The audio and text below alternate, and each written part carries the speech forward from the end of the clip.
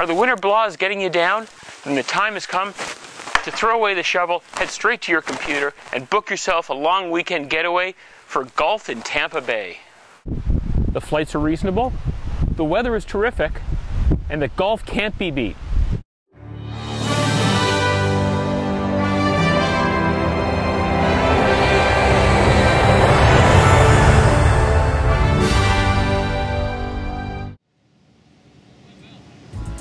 If you're looking for a place to stay in Tampa Bay, you can't do much better than the Innisbrook Resort.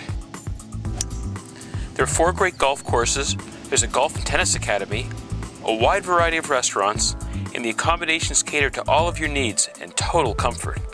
This is like a dream come true, and you might never have to leave the property. Innisbrook is so much more than a golf resort. Obviously, we've got 4 great golf courses, and to my mind, you know, probably the 4 best golf courses that anyone can get to in one destination, that one can play in one destination. So, with the addition in Indaba Spa, that whole spa experience and that opportunity for men, women, and even kids can come and enjoy the spa. So that's been a big piece of it as well. We've got 6 swimming pools, as you know, including the Loch Ness pool, which is kind of the functions as a centerpiece for our family activities. Our family programs happen there 365 days a year. We've got indoor space in case of inclement weather, oversized accommodations, all suite accommodations, and that really helps. Whether you're down for a golf getaway as a couple, or with a couple of friends, or you know, with your group of 8 or 12 or 16 or whatever it is, we've got some terrific accommodations as well. Gives you some area to spread out. Everyone's got a full kitchen, the whole 9 yards. Place to play cards, whatever you want to do. Walk over the scorecard from the day's rounds. So the accommodations are pretty special as well. Well, golf at Innisbrook is the complete package. Obviously, when you come to a golf course and you can play 4 different golf courses and never have to leave property, that's obviously an advantage. And so when you can think about going to the Copperhead, which is where we do our PGA Tour event, the Island is where we have a Legends LPGA Tour event, and a North and South golf courses all combined in one. It's the ultimate golfer's weekend. The consensus opinion, obviously, and that would be probably from the members who are here more often, is that the Island is the hardest course on property. You know, the Copperhead obviously gets the most notoriety, but the Island is a very hard golf course. Well, on the Island course, to me, really, the first 6 holes, you know, are really crucial holes. Those are very tight holes where you have to drop your ball in the fairway. But then you get around to number 9, and number 9 is probably a very unique par 4, with your drive having to be placed out in what's a little flat area, because if you get it going, you know, maybe 20 yards further, your second shot is going to be a downhill, side hill shot. And that's really what makes number 9 tough. Obviously, you know, there's some tough holes on the backside, but I think number 18 is another very, very tough finishing hole. Very, very tight tee shot. Not a very long hole, but a very tight tee shot. And then obviously hitting into a really sloped green on your second shot. You know, the Copperhead golf course is, again, undulated fairways, undulated greens. It's a course that requires you to be able to keep your ball in play off of the tee, but you have to place your ball on the green because the greens are so big. So, you know, just getting it on the green, you could leave yourself with a big, 30-foot side hill shot. So a lot of times you'll see the pros will try to play to a certain position on the greens where sometimes they may not attack the flags because they know, the risk reward is not worth it. Number 14 is it's our signature hole, so to say. The degree of difficulty on the hole, it's not the hardest hole on the golf course. It's obviously probably the most picturesque hole that we have, but it's just a good drive off the tee. Second shot kind of laying up, kind of right there where that Innisbrook bush is, and the third shot about an 80, 90-yard shot in to the green. And obviously, when you have 3 really, really tough finishing holes, we have it, coined as the snake pit. 16, 17, and 18. And number 16 obviously is a really good long par 4, but trouble all the way down the right side. So most of the guys kind of, bail out on the left side or even hit hybrids off the tee just to not bring the water or the woods in play. Typically, when you get here, we kind of know what your rotation is for each day. So if you start on the north or the south, or the Island or the Copperhead, since we know where you're going to be playing each morning, we have what's called club services. And club services just kind of drops them off at the golf course for you in the morning. We stage them on the golf cart, so when you get there, you're ready to go. It's pretty easy, actually.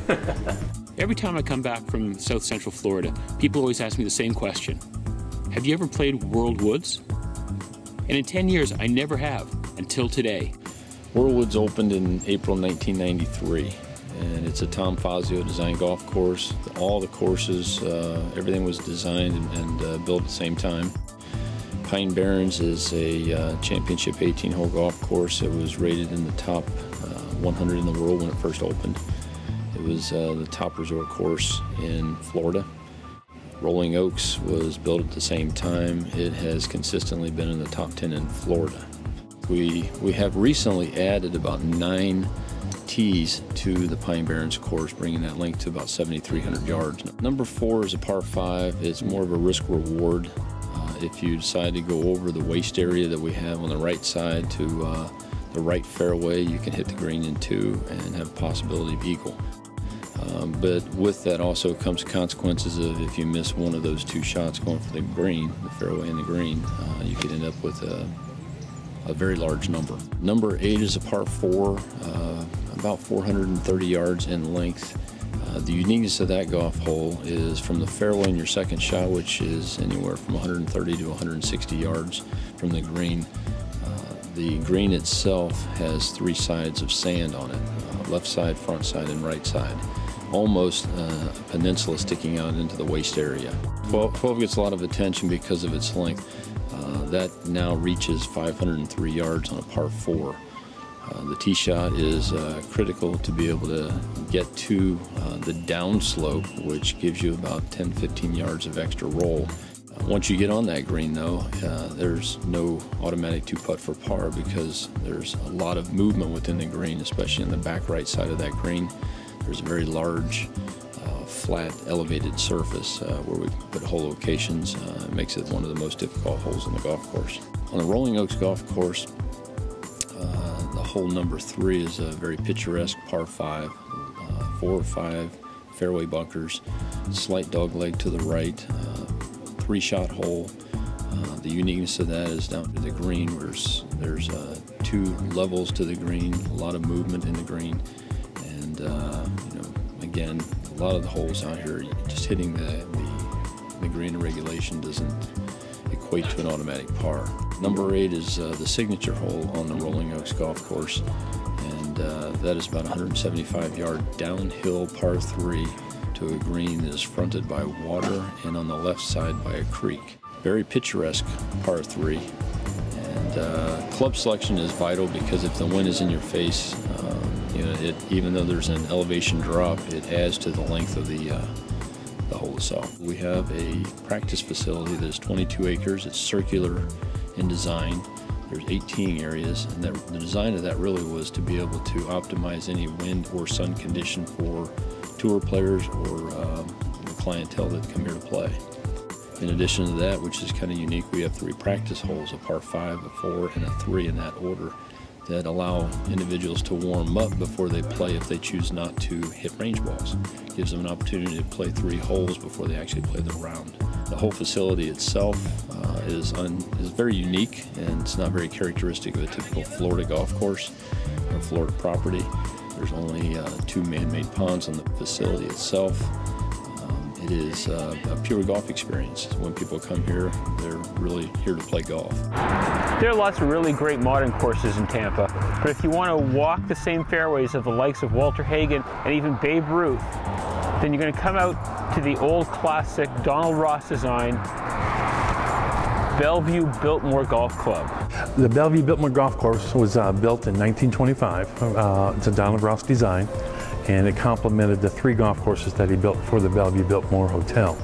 Bel Air Country Club has 36 holes, and then we're the finishing 18. Well, what's really, I think, the characteristic of Donald Ross is the greens, the green complexes, is that they look flat, but they're not, and the ball will roll to just the contours that are just slightly in there. And so if you don't have it on line, it's not going to go in. There's water's on 13 of the holes, but it really only comes into play where a force carry twice. So the hazards are there, and again, I think that's a Donald Ross characteristic, that there are a lot of hazards on the golf course, both water and sand. However, it's a risk-reward situation. Well, the 18th hole is a good finishing hole because it's predominantly always into the prevailing sea breezes coming off of the Gulf of Mexico. Well, I think the Bellevue Biltmore Golf Club, being a semi-private facility, which is open to the public, is one of the better golf courses you're going to find in the greater Tampa Bay area. A lot of good private clubs, but private means they're private. So for the public golfer to come out and play, I think this is will truly be a jewel that they would want to make sure they play. Are you digging yourself out of yet another snowstorm? Then what are you waiting for? Book your trip to Tampa Bay. The golf courses are all waiting for you.